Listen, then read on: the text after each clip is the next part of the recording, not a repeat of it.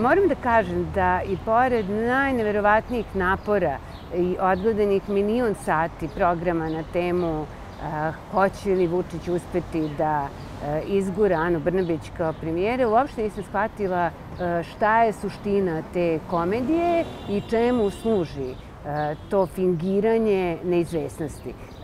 Čini mi se da bi najlepši kraj cele ove predstave bio da u nekom trenutku Ana Brnabić prizna da ona uopšte nije pripadnik LGBT organizacije i da vidimo šta ćemo onda na sve to da kažemo. Vatrena stihija zahvatila je noćas oblakoder sa 120 stanova i progutala ga za svega 20 minuta. Bila je to prava noćna mora za 600 stanara. Grenfell govori ono o čemu ozbiljni analitičari pišu već neko vreme, da je bogatstvo s jedne strane u rukama malog broja ljudi i ogromno siromaštvo na svim drugim stranama, nešto što postaje ozbiljan problem našeg vremena.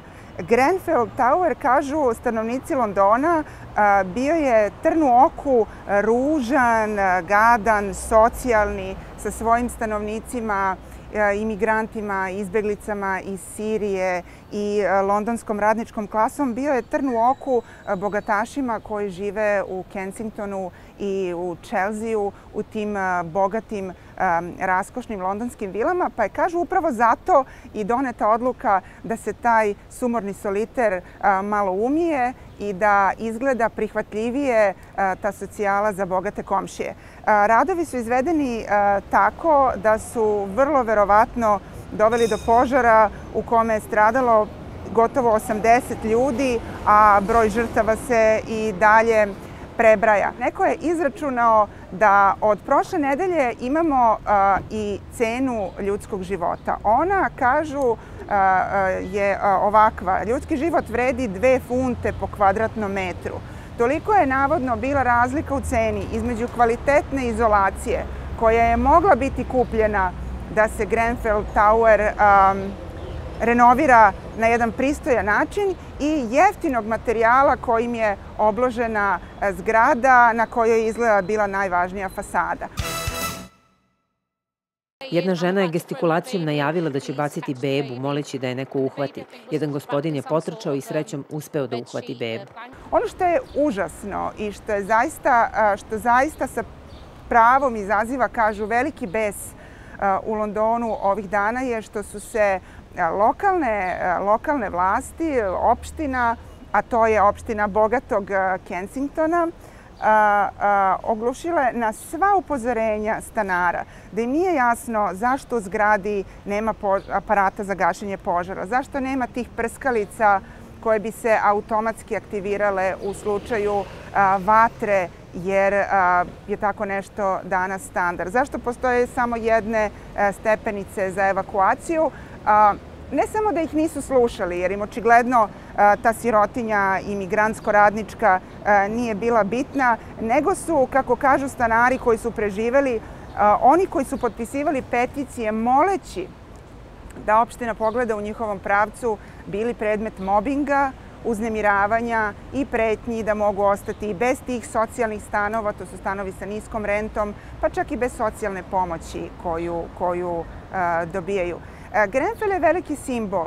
Nalazi se u Londonu, mogao se naći i u Parizu, u Njujorku, može se naći u Beogradu, da ne zaboravimo na to. Simbol je velike nejednakosti, narastajuće nejednakosti. Svet se ponovo deli na bogate u Kensingtonu i na nas ostale u nekim Grenfell soliterima širom sveta. Zašto Srbija nije Francuska? Da je Srbija Francuska, onda bi možda i Slavija više ličila na trg Etoile u Parizu, ali to nije tema.